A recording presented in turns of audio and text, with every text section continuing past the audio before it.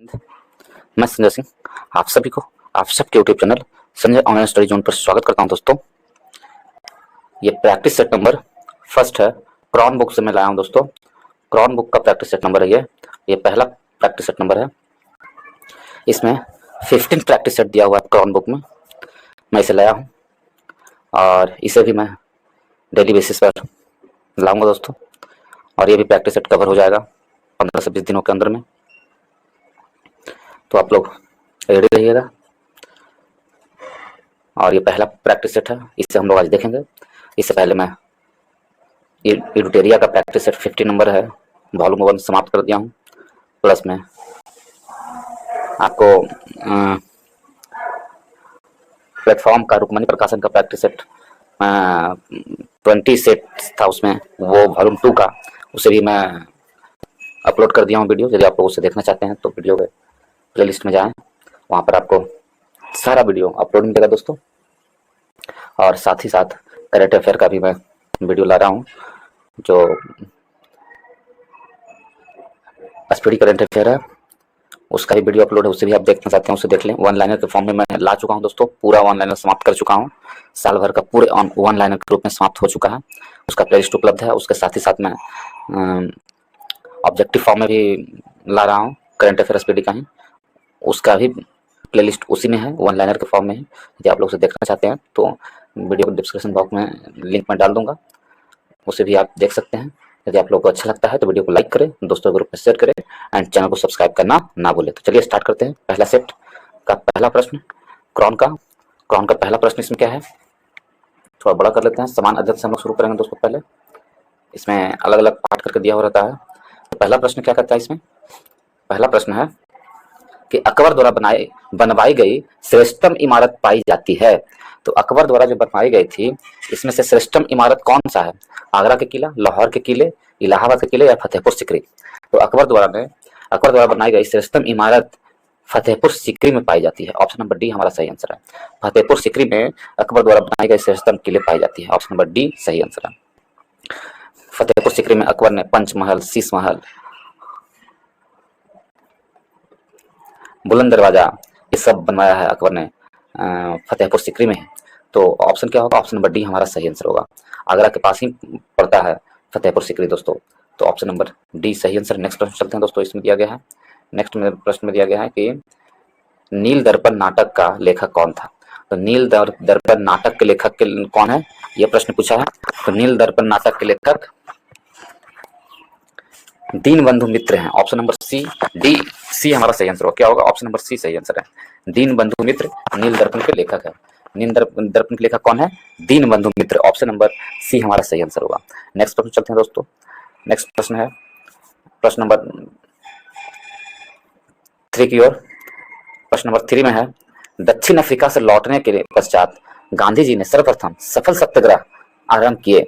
तो दक्षिण अफ्रीका से लौटने के बाद गांधी जी ने सबसे प्रथम सफल सत्याग्रह आरंभ किए थे चंपारण में। ऑप्शन नंबर सी हमारा सही आंसर होगा। चंपारण में उन्होंने राजकुमार शुक्ल के कहने पर, जो 1916 का बैठक हो रहा था, लखनऊ बैठक हो रहा था कांग्रेस का, उसमें भाग लेने के लिए आए थे राजकुमार शुक्ल।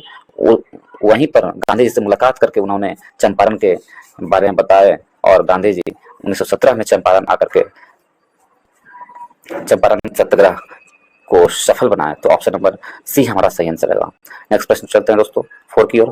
फॉरवर्ड ब्लॉक की स्थापना किसने की थी? तो फॉरवर्ड ब्लॉक की स्थापना किसने की थी? तो फॉरवर्ड ब्लॉक की स्थापना यदि हम देखें दोस्तों, तो सुभाष चंद्र बोस ने फॉरवर्ड ब्लॉक की स्थापना की थी।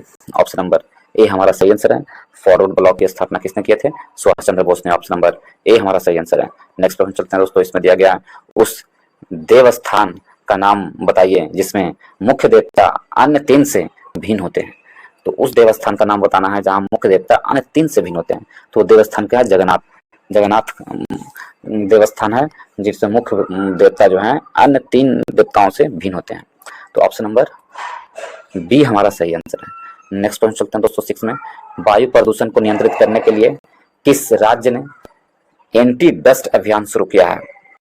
तो वायु प्रदूषण को नियंत्रित करने के लिए दिल्ली सरकार ने एंटी डस्ट परियोजना शुरू किया है। ऑप्शन नंबर सी हमारा सही आंसर है। दिल्ली दिल्ली राज्य ने, तो ऑप्शन नंबर सी सही आंसर है। नेक्स्ट प्रश्न चलते हैं दोस्तों, इसमें 7 नंबर प्रश्न कहा गया, किस कंपनी को भारत का पहला माइक्रो कैटेगरी ड्रोन सर्टिफिकेशन मिला है? तो किस कंपनी को मिला है माइक्रो कैटेगरी ड्रोन सर्टिफिकेशन?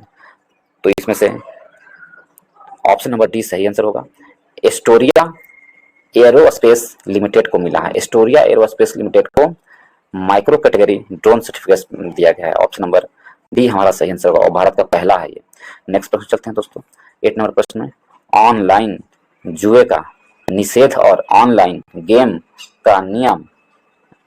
का नियमन अध्यादेश 2022 किस राज्य में लागू हुआ है?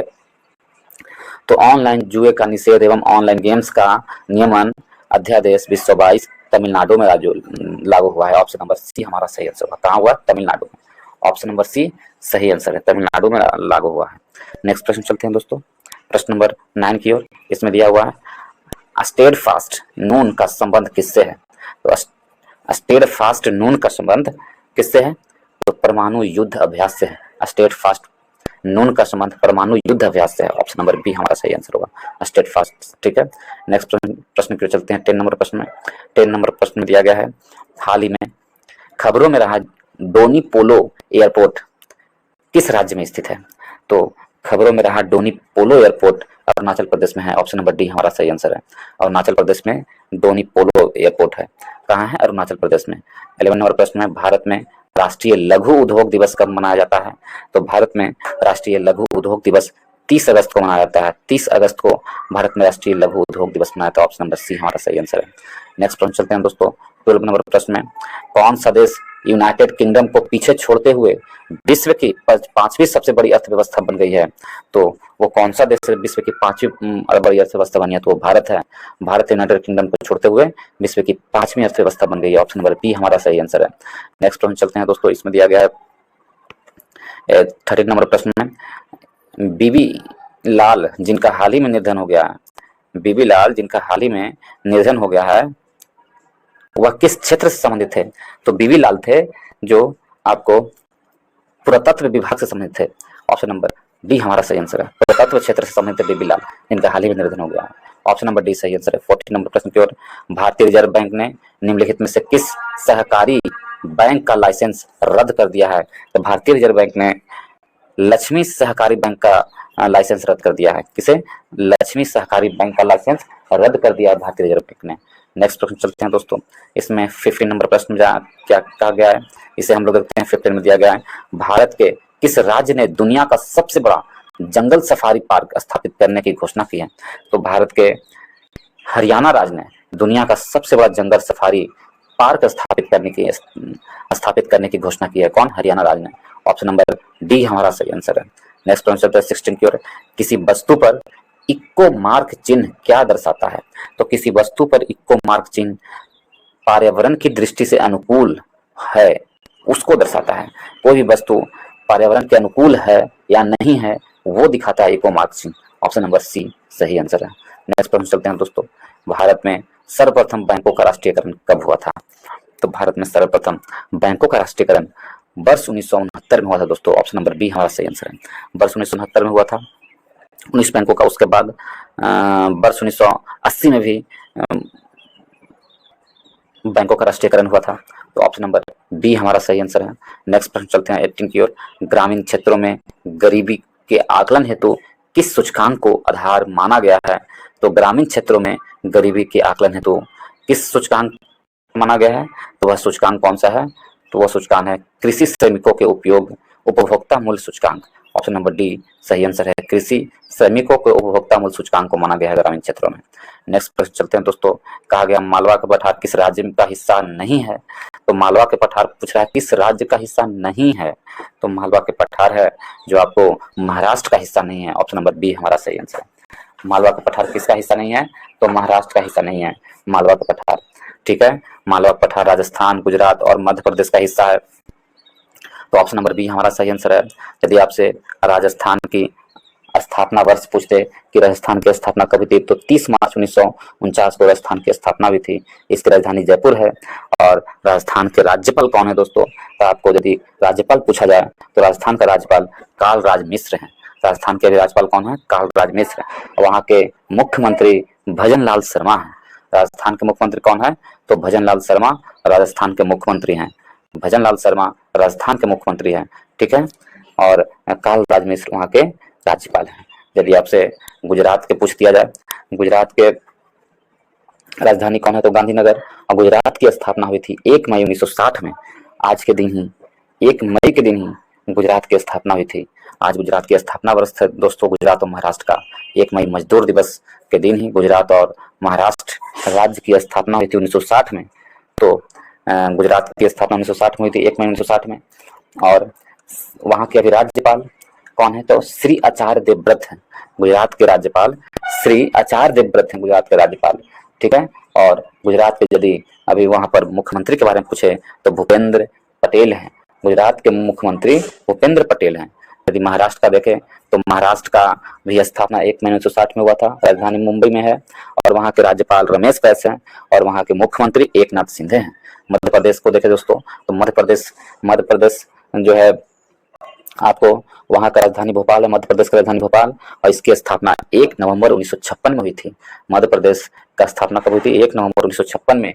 वहाँ का मध्य प्रदेश के यदि अभी मुख्यमंत्री के बारे में पूछे तो मध्य प्रदेश के मुख्यमंत्री कौन है? तो वो डॉक्टर मोहन यादव है। नए मुख्यमंत्री बनाए गए हैं मध्य प्रदेश में, कौन है? डॉक्टर मोहन यादव। वहाँ के राज्यपाल के बारे में पूछे तो वहाँ के राज्यपाल मंगू भाई छगन भाई पटेल है।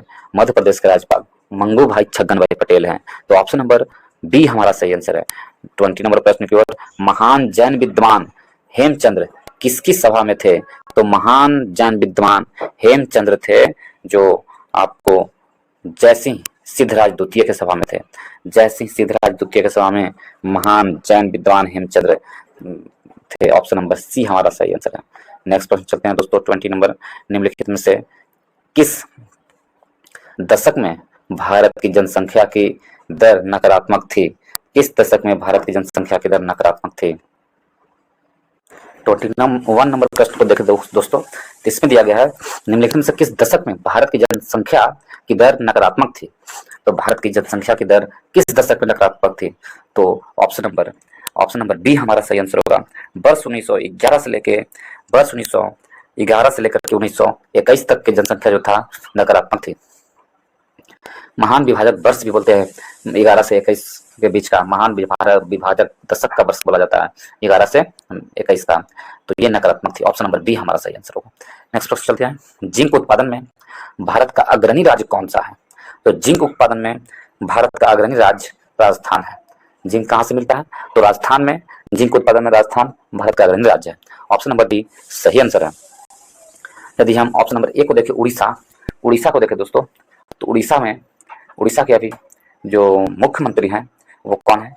तो उड़ीसा के मुख्यमंत्री नवीन पटनायक हैं। उड़ीसा के मुख्यमंत्री कौन है? नवीन पटनायक। वहाँ के राज्यपाल कौन है उड़ीसा के? तो रघुवर दास हैं जो उड़ीसा के राज्यपाल है दोस्तों, ठीक है। उड़ीसा की स्थापना 1 अप्रैल 1936 को हुई थी। इसकी जो राजधानी है उड़ीसा के भुवनेश्वर है। यदि आपसे उड़ीसा के विधानसभा सीटों की संख्या पूछ दे तो कितना है? तो 147 उड़ीसा में विधानसभा सीटों की संख्या उड़ीसा में कितना? 147 है। और उड़ीसा में लोकसभा सीटों की संख्या दोस्तों कितना है? तो 21 है उड़ीसा में लोकसभा सीटों की संख्या। और उड़ीसा में राज्यसभा सीटों की संख्या यदि आपसे पूछे तो उड़ीसा में राज्यसभा सीटों की संख्या 10 है। कितना है? 10 है। झारखंड को देखें, यदि झारखंड को देखें तो झारखंड के मुख्यमंत्री कौन है? तो झारखंड के मुख्यमंत्री चंपई सोरेन है। कौन? चंपई सोरेन झारखंड के मुख्यमंत्री है। वहां के राज्यपाल सीपी राधाकृष्णन है। झारखंड के राज्यपाल सीपी राधाकृष्णन है। और झारखंड की स्थापना 15 नवंबर 2000 को हुई थी दोस्तों। 15 नवंबर 2000 को झारखंड की स्थापना हुई थी। और झारखंड की राजधानी रांची है। और यदि झारखंड के विधानसभा सीटों की संख्या देखें, झारखंड में विधानसभा सीटों की संख्या देखें तो 81 है दोस्तों। झारखंड में लोकसभा सीटों की संख्या देखें तो झारखंड में लोकसभा सीटों की संख्या कितना है? 14 है। लोकसभा सीटों की संख्या झारखंड में 14 है। और राज्यसभा सीटों की संख्या झारखंड में कितना है? तो राज्यसभा सीटों की संख्या झारखंड में 6 है। राज्यसभा सीटों की संख्या झारखंड में कितना है? तो 6 है। झारखंड में राज्यसभा सीटों की संख्या 6 है। कर्नाटक को देखें, कर्नाटक का जो राजधानी है बेंगलुरु है।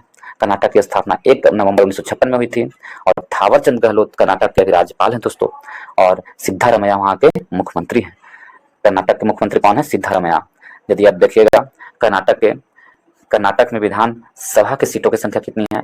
तो कर्नाटक में विधानसभा सीटों की संख्या 224 है। कर्नाटक में विधानसभा सीटों की संख्या 224 है। कर्नाटक में आपको विधान परिषद भी मिलेगा दोस्तों। कर्नाटक में विधान परिषद की संख्या कितनी है? तो 75 है कर्नाटक में विधान परिषद की सीटों की संख्या। और कर्नाटक में लोकसभा सीटों की संख्या 28 है और कर्नाटक में राज्यसभा सीटों की संख्या 12 है। नेक्स्ट प्रश्न चलते हैं, नेक्स्ट ऑप्शन की ओर, राजस्थान की ओर देखते हैं। राजस्थान को देखें तो राजस्थान के राजधानी कहाँ है? जयपुर है। राजस्थान की राजधानी जयपुर। वहाँ के जो राज्यपाल हैं कालराज मिश्र हैं। राजस्थान के राज्यपाल कालराज मिश्र हैं। और भजन लाल शर्मा राजस्थान के अभी वर्तमान में मुख्यमंत्री हैं। भजन लाल शर्मा राजस्थान के वर्तमान में मुख्यमंत्री हैं। और राजस्थान की स्थापना कब हुई थी? तो 30 मार्च 1949 को राजस्थान की स्थापना हुई थी। वहां यदि हम देखें राजस्थान में विधानसभा की सीटों की संख्या कितना है? तो 200 है। राजस्थान में विधानसभा सीटों की संख्या 200, लोकसभा सीटों की संख्या राजस्थान में 25 है और राज्यसभा सीटों की संख्या राजस्थान में 10 है। तो इस प्रकार चारों ऑप्शन का पूरा पोस्टमार्टम कर दिया हूं दोस्तों। तो चलिए नेक्स्ट प्रश्न चलते हैं। ऑप्शन नंबर डी हमारा सही आंसर है। नेक्स्ट प्रश्न दिया गया है कि कलम्पो जल विद्युत परियोजना कहाँ स्थित है? कलम्पोंग जल विद्युत परियोजना किस जगह स्थित है? यह प्रश्न पूछा है। तो कलम्पोज जल विद्युत परियोजना अंडमान निकोबार द्वीप में स्थित है। ऑप्शन नंबर बी हमारा सही आंसर है। कहाँ? अंडमान निकोबार द्वीप समूह में कलम्पोज जल विद्युत परियोजना। ऑप्शन नंबर बी हमारा सही आंसर है। अभी जस्ट इस सबको बता दिया दोस्तों। चलिए नेक्स्ट प्रश्न चलते हैं हम लोग। इसमें दिया गया है लोकसभा में सर्वाधिक अनुसूचित जनजाति की सीट किस राज्य में है? तो लोकसभा में सबसे अधिक अनुसूचित जनजाति की सीट किस राज्य में है? जब हम लोग देखेंगे इसको तो किस राज्य में अधिक है ये पूछा है।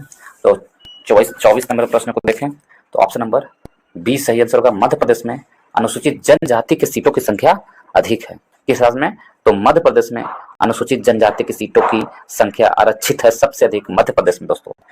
यदि मध्य प्रदेश की बात है तो मध्य प्रदेश में राज्यपाल कौन है?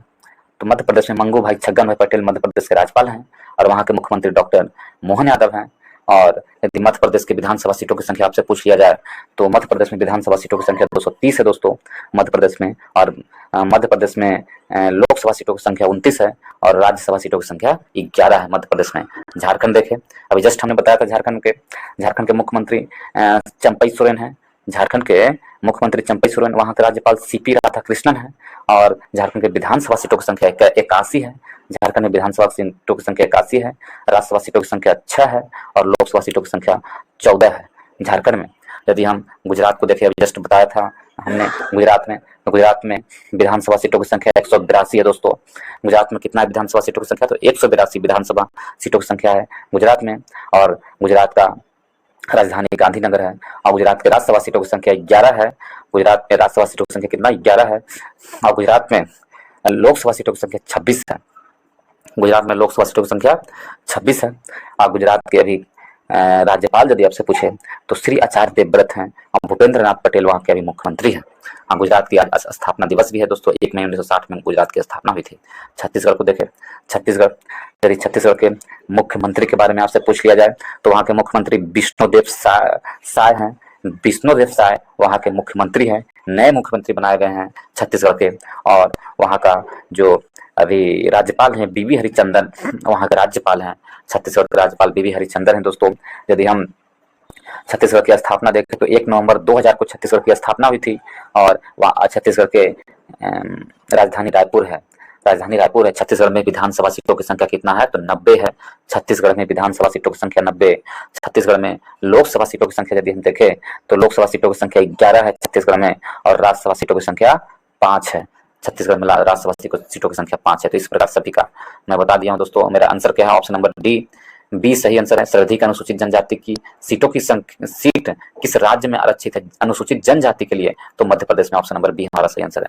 25 नंबर में चलते हैं। भारत में पंचायती राज व्यवस्था राजस्थान के किस गांव से शुरू हुई थी? तो भारत में पंचायती राज व्यवस्था 1959 में हुआ था। कहाँ? राजस्थान के नगौर से। ऑप्शन नंबर ए हमारा सही आंसर होगा। राजस्थान के नगौर से हुआ था दोस्तों। ऑप्शन नंबर ए सही आंसर है। राजस्थान का पूछ लिया है तो राजस्थान का मुख्यमंत्री कौन है? तो भजन लाल शर्मा राजस्थान के मुख्यमंत्री हैं। वहां के राज्यपाल कालराज मिश्र हैं। और राजस्थान का विधानसभा सीटों की संख्या 200 है दोस्तों। राज्यसभा सीटों की संख्या 25 है और राज्यसभा सीटों की संख्या 10 है और लोकसभा सीटों की संख्या 25 है राजस्थान का। नेक्स्ट प्रश्न चलते हैं दोस्तों। प्रश्न नंबर 26 में कहा गया भारत के राष्ट्रीय मानवाधिकार आयोग का गठन कब हुआ था? तो भारत के राष्ट्रीय मानवाधिकार आयोग का गठन कब किया गया था? भारत का राष्ट्रीय मानवाधिकार आयोग का गठन 12 अक्टूबर 1993 में। ऑप्शन नंबर ए हमारा सही आंसर है। 12 अक्टूबर 1993 में राष्ट्रीय मानवाधिकार आयोग का गठन भारत में किया गया था। ऑप्शन नंबर ए हमारा सही आंसर है। 27 नंबर प्रश्न की ओर, निम्नलिखित में से किस वायसराय की हत्या उनके कार्यकाल के दौरान की गई थी? तो कौन से वायसराय थे उनके कार्यकाल के दौरान उनकी हत्या कर दी गई थी? तो लॉर्ड मेयो का कार्यकाल के समय हत्या कर दी गई थी। ऑप्शन नंबर ए हमारा सही आंसर है। लॉर्ड मेयो का अपने कार्यकाल के समय में उनकी हत्या कर दी गई थी। ऑप्शन नंबर ए सही आंसर है। नेक्स्ट प्रश्न चलते हैं दोस्तों। 28 में भारत में उगाई जाने वाली अधिकतर कॉफी की किस्म है? तो भारत में कौन सी कॉफी की किस्म सबसे अधिक मात्रा में उगाई जाती है? तो अरेबिका नामक कॉफी की किस्म है जो भारत में सबसे अधिक उगाई जाती है। अरेबिका नामक कॉफी की किस्म। ऑप्शन नंबर सी हमारा सही आंसर है। झूम खेती अत्यधिक कहाँ होती है? तो झूम खेती सबसे अधिक कहाँ होती है, ये प्रश्न पूछा है। तो झूम खेती है जो आपको नागालैंड के क्षेत्र में काफी अधिक होती है दोस्तों। ऑप्शन नंबर बी हमारा सही आंसर है। झूम खेती कहाँ होती है? तो नागालैंड के क्षेत्र में सबसे अधिक होती है। ऑप्शन नंबर बी सही आंसर है। नेक्स्ट प्रश्न पर चलते हैं। सुमेलित करना है दोस्तों, इसे हम लोग सुमेलित करेंगे। देखिए, बैगुआ, हरिकेन, टाइफून, बिलीबिली। इसे हम लोग देखिए क्या क्या देखते हैं। यदि हम देखें बिलीबिली कहाँ है, तो ऑस्ट्रेलिया में है। बिलीबिली ऑस्ट्रेलिया में, ठीक है। बिलीबिली कहाँ? ऑस्ट्रेलिया में। दो गो है दोस्तों, ठीक। तो यदि और हम इसमें देखें, बिलीबिली ऑस्ट्रेलिया हो गया। फिर आपको हम यदि हरिकेन का देखें तो हरिकेन कहाँ आता है? संयुक्त राज्य अमेरिका में। हरिकेन नामक तूफान आती है संयुक्त राज्य अमेरिका में। टाइफून देखे तो चीन में टाइफून नामक तूफान आता है, चीन में। और बैगुआ है जो फिलीपींस में आता है दोस्तों। बैगुआ कहाँ आता है? फिलीपींस में बैगुआ आता है। हरिकेन संयुक्त राज्य America, typhoon Australia, sorry typhoon Australia नहीं है, टाइफून आपको चीन है। टाइफून चीन, और ऑस्ट्रेलिया कौन है? ये ऑस्ट्रेलिया आपको बिलीबिली ऑस्ट्रेलिया, बैगुआ फिलीपींस, हरिकेन अमेरिका और टाइफून चीन। तो इस प्रकार यदि मैचिंग करें तो मैच करें तो 3-4-2-1 हमारा सही आंसर होगा। 3-4-2-1 ऑप्शन नंबर बी में हमारा सही आंसर है। बी सही आंसर है। नेक्स्ट प्रश्न चलते हैं दोस्तों। 31 नंबर प्रश्न में इसमें दिया गया है, 31 में दिया गया है कि बरमूडा त्रिकोण कहाँ स्थित है? बरमूडा त्रिकोण के बारे में पूछा गया है। तो बरमूडा त्रिकोण है जो उत्तरी अटलांटिक महासागर में स्थित है। ऑप्शन नंबर ए हमारा सही आंसर है। उत्तरी अटलांटिक महासागर में बरमूडा त्रिकोण स्थित है। ऑप्शन नंबर ए सही आंसर है।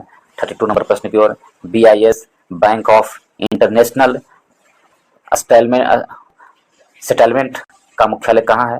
बैंक ऑफ इंटरनेशनल सेटलमेंट का मुख्यालय कहाँ स्थित है? तो बैंक ऑफ इंटरनेशनल सेटलमेंट का मुख्यालय बासेल। ऑप्शन नंबर बी सही आंसर है। कहाँ स्थित है? बासेल। ऑप्शन नंबर बी सही आंसर है। नेक्स्ट प्रश्न चलते हैं। 33 में इनमें से किन्हें रमन मैग्सेसे पुरस्कार नहीं मिला है? तो किन्हें रमन मैग्सेसे पुरस्कार से सम्मानित नहीं किया गया है? तो देखिए, अरविंद केजरीवाल को, विनोबा भावे को और किरण बेदी को रमन मैग्सेसे पुरस्कार से सम्मानित किया गया है दोस्तों। एक रवीश कुमार भी नहीं, हाँ, और रवीश कुमार के भी, परंतु अटल बिहारी वाजपेयी को रमन मैग्सेसे पुरस्कार से सम्मानित नहीं किया गया है। तो ऑप्शन नंबर डी हमारा सही आंसर, अटल बिहारी वाजपेयी। 34 में इनमें से कौन सा भारत का सुपर कंप्यूटर नहीं है? तो कौन भारत का सुपर कंप्यूटर नहीं है? तो देखिए, भारत का सुपर कंप्यूटर मिहिर है, भारत का सुपर कंप्यूटर परम सिद्धि है, भारत का सुपर कंप्यूटर प्रत्यूष है, भारत का सुपर कंप्यूटर, परंतु आचार्य है जो भारत का सुपर कंप्यूटर नहीं है। तो ऑप्शन नंबर डी हमारा सही आंसर होगा। भारत का सुपर कंप्यूटर कौन नहीं है? आचार्य है जो भारत का सुपर कंप्यूटर नहीं है। ऑप्शन नंबर डी सही आंसर है। 35 में अभी तक कितने ओलंपिक खेल को रद्द किया जा चुका है? तो कितने ओलंपिक खेल को रद्द किया जा चुका है यदि इसे हम देखें तो ऑप्शन नंबर सी सही आंसर होगा। 3 ओलंपिक खेलों को अभी तक रद्द कर दिया जा चुका है, 3 ओलंपिक खेलों को। 36 में चलते हैं दोस्तों। भारत में नई जनसंख्या नीति कब अपनाई गई? तो भारत में नई जनसंख्या नीति वर्ष 2000 में अपनाई गई थी। नई जनसंख्या नीति वर्ष 2000 में अपनाई गई थी। ऑप्शन नंबर सी हमारा सही आंसर है। नेक्स्ट प्रश्न चलते हैं। हाल ही में आए किताब आजादी फ्रीडम फेजिज्म फिक्शन किसकी रचना है? आजादी फ्रीडम फेजिज्म फिक्शन की रचना अरुंधति रॉय ने किया है। ऑप्शन नंबर डी हमारा सही आंसर है, अरुंधति रॉय। नेक्स्ट प्रश्न चलते हैं दोस्तों। तुर्की और सीरिया में हाल ही में आए भूकंप के कारण भारत द्वारा चलाए जा रहे अभियान को क्या नाम दिया गया है? तुर्की और सीरिया में आए हाल ही में भूकंप के कारण भारत द्वारा जो अभियान चलाए गए थे उसका नाम ऑपरेशन दोस्त था। ऑप्शन नंबर सी सही आंसर है, ऑपरेशन दोस्त। ऑपरेशन दोस्त था। नेक्स्ट प्रश्न चलते हैं दोस्तों 39 में दिया गया है पेट्रोलियम योजना और विश्लेषण प्रकोष्ठ में ने डेटा और अनुसंधान के क्षेत्र में सहयोग के लिए किसके साथ एक आशय पत्र हस्ताक्षरित किए हैं? किसके साथ एक आशय पत्र हस्ताक्षरित किया है? तो यदि इसे देखें वो किसके साथ किया है? अंतर्राष्ट्रीय ऊर्जा एजेंसी के साथ किया। ऑप्शन नंबर बी सही आंसर है, अंतर्राष्ट्रीय ऊर्जा एजेंसी के साथ पेट्रोलियम योजना और विश्लेषण प्रकोष्ठ ने डेटा और अनुसंधान के क्षेत्र में सहयोग के लिए आशय पत्र पर हस्ताक्षर किए हैं अंतर्राष्ट्रीय ऊर्जा एजेंसी के साथ। ऑप्शन नंबर बी सही आंसर है। नेक्स्ट प्रश्न चलते हैं 40 नंबर प्रश्न की चलते हैं। इसमें दिया गया 40 नंबर में भारत के सर्वोच्च न्यायालय में न्यायाधीशों की स्वीकृत संख्या कितनी है? तो भारत के सर्वोच्च न्यायालय में मुख्य न्यायाधीश को लेकर के 31 है दोस्तों।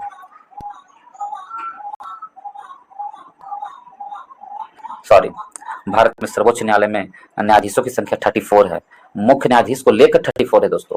ऐसे 33+1 दिया गया है। मुख्य न्यायाधीश को लेकर के दिया गया है, कुल कितना है? 34 है, लेकिन न्यायाधीशों की संख्या कितना होगा? 33 होगा। अब मुख्य न्यायाधीश जोड़ दें तो उसमें हो जाएगा +1 तो 34, टोटल कितना होगा? 34 है। ऑप्शन नंबर डी हमारा सही आंसर है। नेक्स्ट प्रश्न चलते हैं 41 की ओर।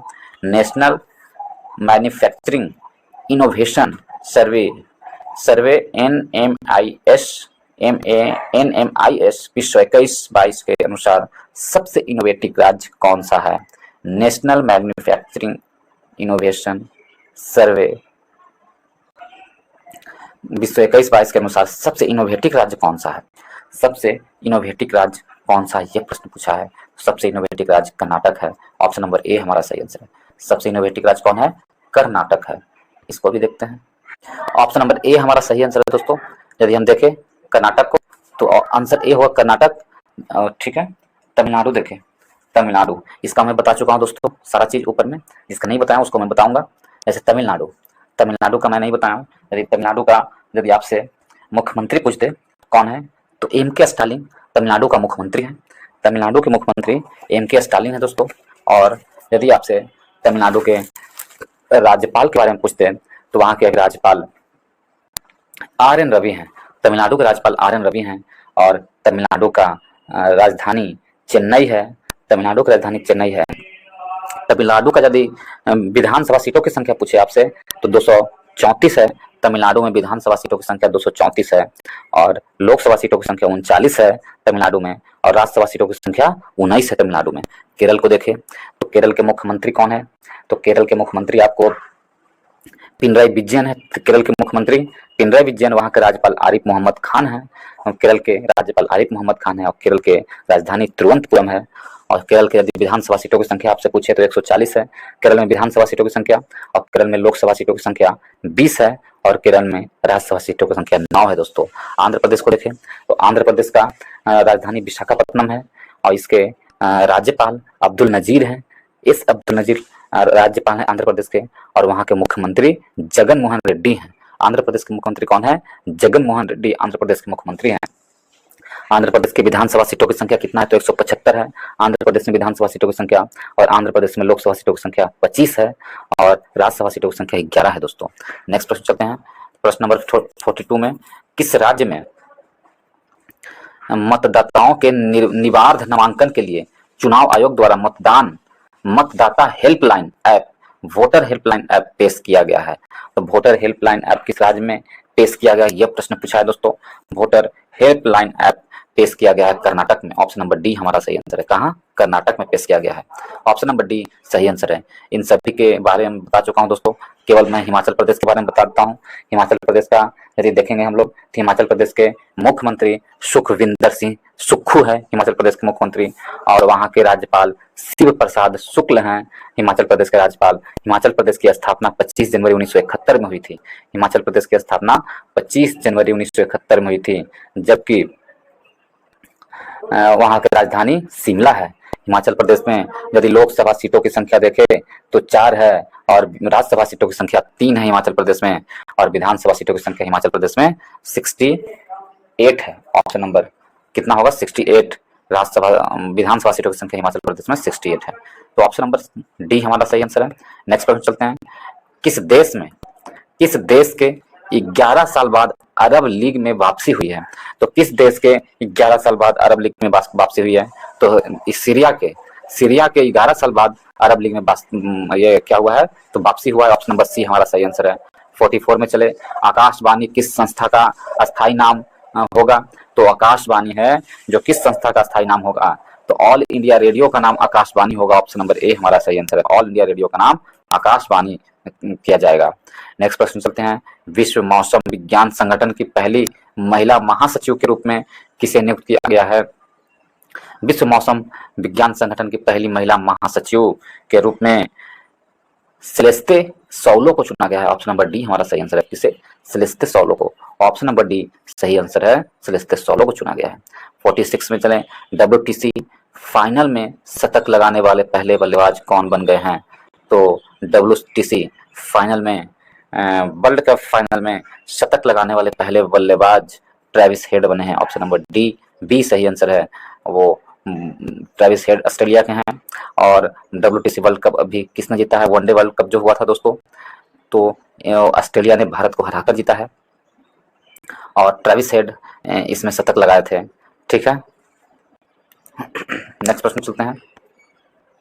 47 में, Nehru memorial museum and library society का नाम बदलकर क्या कर दिया गया है? नेहरू मेमोरियल म्यूजियम का नाम बदल करके लाइब्रेरी सोसाइटी का नाम बदलकर क्या कर दिया गया है? इसका नाम PM मेमोरियल संग्रहालय और पुस्तकालय सोसाइटी रखा गया है। PM मेमोरियल संग्रहालय और पुस्तकालय सोसाइटी। ऑप्शन नंबर बी हमारा सही आंसर है। नेक्स्ट प्रश्न, ऑप्शन नंबर क्या हुआ? बी सही आंसर है। PM मेमोरियल संग्रहालय और पुस्तकालय सोसाइटी। ऑप्शन नंबर बी सही आंसर। नेक्स्ट प्रश्न चलते हैं दोस्तों। प्रश्न नंबर आपको 48 में कहा गया है, इसमें प्रश्न नंबर 48 में दिया गया है दोस्तों कि 200 अंतर्राष्ट्रीय मैच खेलने वाले पहले पुरुष फुटबॉलर कौन बन गए हैं? 200 अंतर्राष्ट्रीय मैच खेलने वाले पहले पुरुष फुटबॉलर क्रिस्टियानो रोनाल्डो बन गए हैं। ऑप्शन नंबर बी हमारा सही आंसर है। क्रिस्टियानो रोनाल्डो पहले 200 पुरुष क्रिकेट खेलने वाले फुटबॉल खेलने वाले पहले पुरुष क्रिकेटर बन गए। 49 नंबर प्रश्न की ओर, भारत के सॉलिसिटर जनरल के रूप में किसे पुनः नियुक्त किया गया है? भारत के सॉलिसिटर जनरल के रूप में पुनः तुषार मेहता को नियुक्त किया गया है। किसे? तुषार मेहता को भारत के सॉलिसिटर जनरल के रूप में पुनः नियुक्त किया गया। ऑप्शन नंबर डी हमारा सही आंसर है। नेक्स्ट प्रश्न चलते हैं दोस्तों, 50 नंबर प्रश्न की ओर चलते हैं।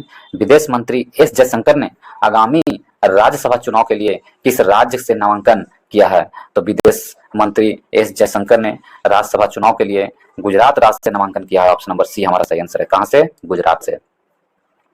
तो ऑप्शन नंबर सी सही आंसर है। इसके साथ ये समान अध्ययन का प्रश्न समाप्त होते हैं दोस्तों। अब हम लोग चलेंगे सामान्य विज्ञान का प्रश्न देखेंगे। सामान्य विज्ञान का प्रश्न, इसमें 25 प्रश्न होंगे। 50 प्रश्न वो समाप्त हो गया। सामान्य विज्ञान को देखते हैं। इसमें हम लोग पार्सेक मात्रक है। पार्सेक किसकी मात्रक है?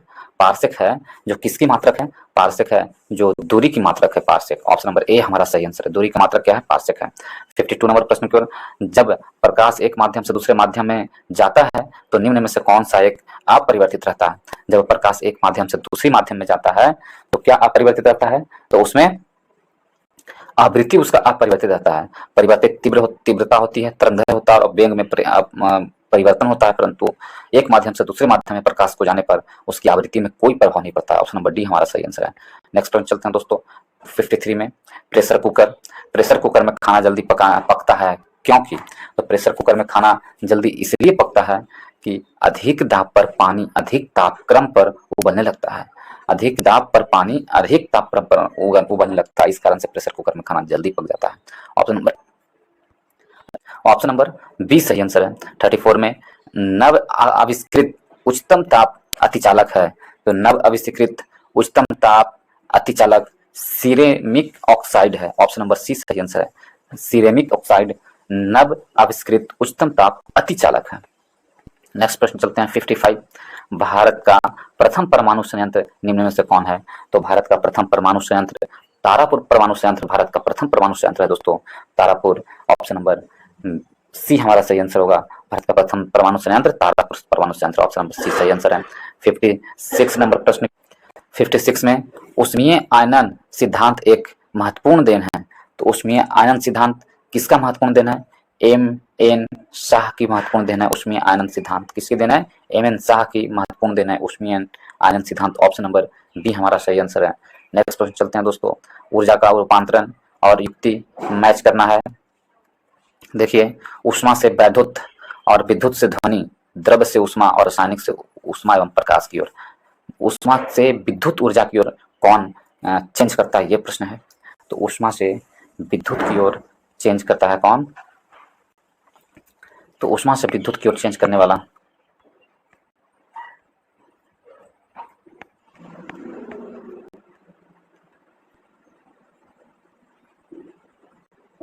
देखिए, इसको मैच करते हैं हम लोग। ऊष्मा से विद्युत की ओर चेंज कौन करता है? तो ऊष्मा से विद्युत की ओर ये आपको सौर ऊर्जा, सौर ऊर्जा सौर सेल है, ऊष्मा को विद्युत सेल की ओर परिवर्तित करता है। प्रकाश क्या ऊष्मा देती है, उसको विद्युत के रूप में परिवर्तित करता है कौन? सौर सेल। वैद्युत से ध्वनि की ओर, तो लाउड स्पीकर है जो विद्युत से ध्वनि की ओर परिवर्तित करता है। विद्युत से ध्वनि की ओर परिवर्तित कौन करता है? तो विद्युत ऊर्जा को ध्वनि ऊर्जा की ओर करता है कौन? Loud speaker. द्रव्यमान से ऊष्मा की ओर, तो द्रव्यमान से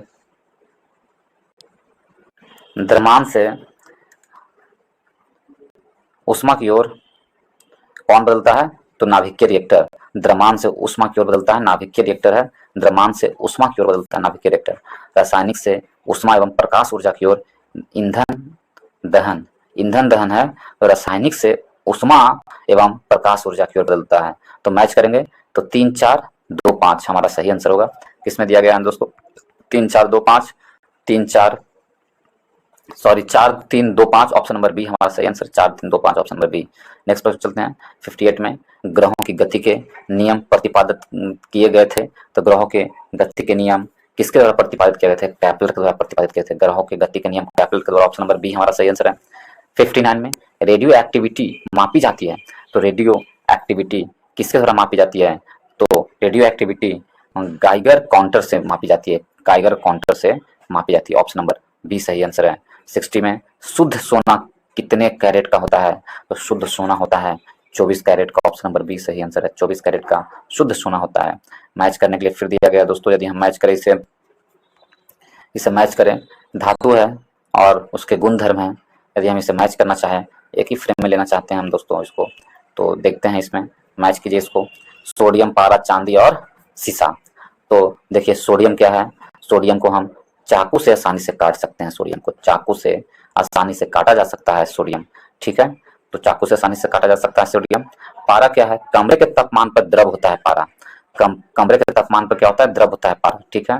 चांदी क्या है? विद्युत का अच्छा सुचालक होता है चांदी। विद्युत का अच्छा सुचालक होता है चांदी। सीसा, सीसा है जो ऊष्मा का कुचालक होता है। सीसा, सीसा है जो ऊष्मा का कुचालक होता है। सीसा क्या होता है? ऊष्मा का कुचालक होता है। इस प्रकार ऑप्शन यदि देखें तो 4 3 4 2 1 3, 4 2 1 3, ऑप्शन नंबर सी हमारा सही आंसर है। नेक्स्ट प्रश्न चलते हैं दोस्तों। नेक्स्ट में दिया गया है प्रश्न नंबर 62 में दिया गया है जल के लिए पीएच मान होता है। तो जल के लिए पीएच मान कितना होता है 62 नंबर प्रश्न में? तो जल के लिए पीएच मान है जो लगभग 7 होता है जल का पीएच मान, ऑप्शन नंबर बी सही आंसर है। 63 में कॉपर सल्फेट का जलीय घोल अम्लीय होता है क्योंकि लवण का, कॉपर सल्फेट का जलीय घोल अम्लीय होता है क्योंकि लवण का जल अपघटन होता है, ऑप्शन नंबर सी हमारा सही आंसर है। लवण का क्या होता है? जल अपघटन होता है, ऑप्शन नंबर सी सही आंसर है। नेक्स्ट प्रश्न चलते हैं। नेक्स्ट में दिया गया है छपाई में प्रयोग की जाने वाली स्याही निम्नलिखित में से किसके अपघटन से प्राप्त होती है? तो छपाई में प्रयोग की जाने वाली स्याही मेथेन के अपघटन से प्राप्त होती है, ऑप्शन नंबर बी हमारा सही आंसर है। मेथेन के अपघटन से प्राप्त होती है। नेक्स्ट दिया गया है आग बुझाने वाले संयंत्र में कार्बन डाइऑक्साइड किस अभिक्रिया से पैदा होता है? तो आग बुझाने वाले संयंत्र में कार्बन डाइऑक्साइड सोडियम बाइकार्बोनेट तथा तनुसल्फ्यूरिक अम्ल से पैदा होता है। सोडियम बाइकार्बोनेट तथा तनुसल्फ्यूरिक अम्ल से पैदा होता है, ऑप्शन नंबर सी सही आंसर है। नेक्स्ट की ओर चलते हैं दोस्तों। विटिकल्चर के द्वारा निम्नलिखित में से कौन सा एक उत्पादित होता है? तो विटिकल्चर के द्वारा विटिकल्चर अंगूर की खेती के लिए किया है, तो ऑप्शन नंबर डी हमारा सही आंसर है। 67 में निम्नलिखित से कौन सा स्तनपायी है? तो कौन स्तनपायी है इसमें से? तो स्तनपायी कौन है? तो वेल है जो स्तनपायी है, ऑप्शन नंबर डी सही आंसर है। वेल स्तनपायी है। वेल। नेक्स्ट प्रश्न चलते हैं दोस्तों, वेल क्या है? स्तनपायी है। नेक्स्ट की ओर चलते हैं 68 नंबर प्रश्न की ओर। 68 में कहा गया है कि लौंग है, तो लौंग क्या है? लौंग, लौंग क्या है? तो लौंग बंद कलियां हैं। ऑप्शन नंबर सी सही आंसर होगा, बंद कलियां हैं लौंग। ऑप्शन नंबर सी सही आंसर है। 69 में निम्नलिखित में से कौन सा एक सच्चा फल नहीं है? तो सच्चा फल कौन नहीं है इसमें से? सच्चा फल सेब है, जो सच्चा फल नहीं है। सच्चा फल ट्रू फ्रूट्स नहीं है सेब। नेक्स्ट प्रश्न चलते हैं, हेमोग्लोबिन क्या है? हेमोग्लोबिन है जो हेमोग्लोबिन मानव रक्त में पाए जाने वाला एक पदार्थ है। ऑप्शन नंबर सी सही आंसर है। नेक्स्ट प्रश्न चलते हैं 71 नंबर प्रश्न की ओर दोस्तों, अधोलिखित में से कौन सा पृथ्वी के कार्बन डाइऑक्साइड में कार्बन डाइऑक्साइड की मात्रा को नहीं बढ़ाता है? तो कार्बन डाइऑक्साइड की मात्रा को कौन है जो नहीं बढ़ाता है? पृथ्वी के कार्बन चक्र में कार्बन डाइऑक्साइड की मात्रा को प्रकाश संश्लेषण नहीं बढ़ाता है। ऑप्शन नंबर बी हमारा सही आंसर है, प्रकाश संश्लेषण नहीं बढ़ाता है। नेक्स्ट प्रश्न चलते हैं दोस्तों 72 में दिया गया है कि मैचिंग करना है। 72 में मैच करते हैं, रोग है और मैच करना है। रतौंधी विटामिन ए की कमी से होता है। रतौंधी किसकी कमी से होता है? विटामिन ए की कमी से, और विटामिन ए की कमी से रतौंधी हो गया। ठीक है, रतौंधी किसकी कमी से? विटामिन ए की कमी से मैच करना है। और यदि हम देखें इसमें, यदि देखें हम